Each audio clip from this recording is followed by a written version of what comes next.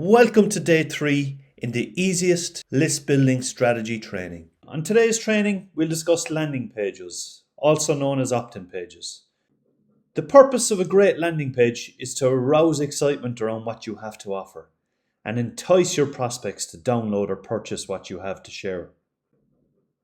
No matter what form of lead magnet you use, when setting up your landing page, you must outline what the person will receive in exchange for their name and email.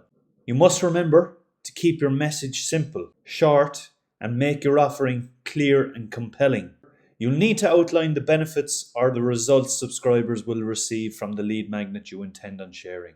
Will it be a video training outlining to them how to fix an iPhone, for example, or a training how to play the mandolin?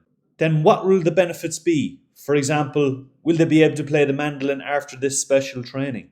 Next up, you'll need to outline how they can sign up or enroll for your offer. For example, do they submit their name and email address, or name and telephone number, or just their email? It's important that you don't overload and ask for too much from them.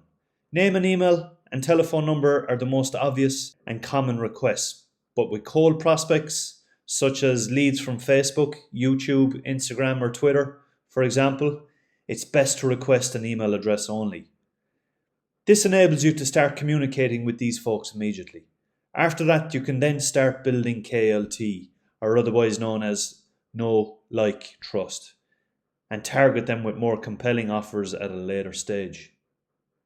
As a rule of thumb, cold traffic is way harder to convert, unless your offer is super compelling, of course, so limit what you request from them at the start.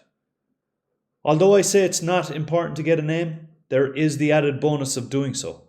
In actual fact, getting a name from your prospect is very beneficial, as most email autoresponders allow you to do some name personalization when issuing your follow-up emails. For example, starting your email with "Hey Sue" or "Hey Brian" or "Hey John" or "Karen", etc. Make sure that your message is aligned with your offer or your service, and that your messaging lines up exactly with what you are offering via your lead magnet. This is very important. There is nothing worse than when someone displays an offer and provides a lead magnet that does not align with the benefits that were advertised. Trust is immediately lost in the product and the marketer. If the product you're selling is your brand, then a photo of you is known to be helpful for conversion for sure.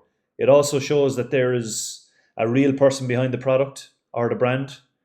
And when that person starts to receive emails, they'll have that image in their mind and will either love it or hate it.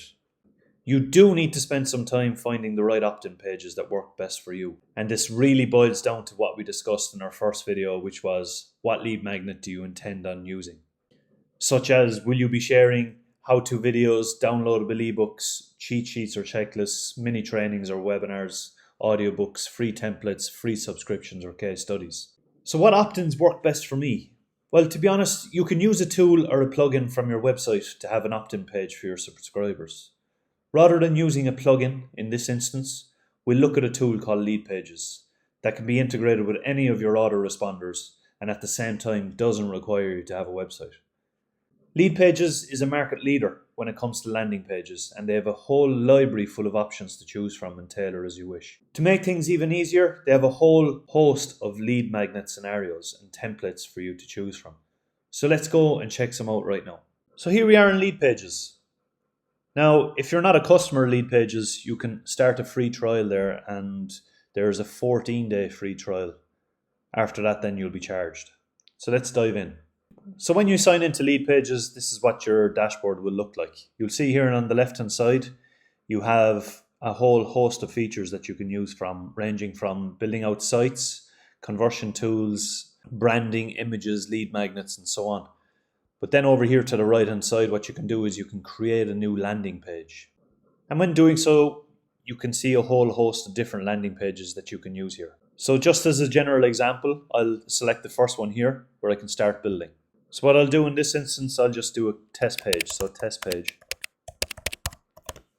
So in this typical example, we can see that the headline is how to build a wellness brand on social media. Obviously, you can change that to whatever you wish. And when you select it, you can see that there's different tabs that come up here. In my presentation, I outlined some things to be included when you're presenting your landing page. So you can see here that Lead Pages gives you prompts, okay? So position your brand. So pinpoint your ideal client and find out what sets your brand apart. Building a community. Learn how to gain trust and build a community around wellness. Money-saving ideas. Get the most out of limited resources and time.